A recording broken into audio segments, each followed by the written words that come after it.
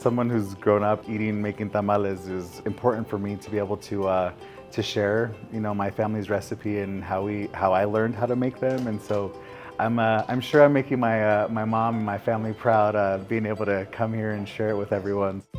And today we're gonna make tamales de rajas, so pretty much poblano peppers and cheese. Tamales pretty much you could fill out with any filling that you'd want, right?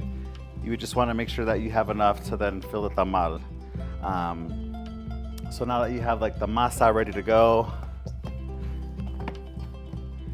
They're just a perfect fall like comfort food. Whenever the weather starts to get a little crisper like this morning, I automatically think about tamales because they're just so comforting.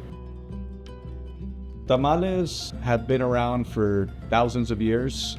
Corn itself was cultivated probably about 10,000 years ago. And tamales were really the first element that was made that along with tortillas that the indigenous peoples made in pre-Columbia America. So these are indigenous books basically, and so it shows them grinding the corn on the metate. So they'd get the dried corn and there was this piece of volcanic rock and they would grind it up. And this is what grandmas used not that long ago. I mean, here's a photo of it. But thankfully they came up with these machines because that is very labor intensive. There was a reason why they were so strong.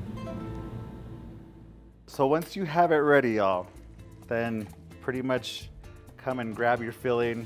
So here, right, we're making the rajas, so poblano pepper and a slice of cheese, but then you just fold it with this end. And there's your tamal.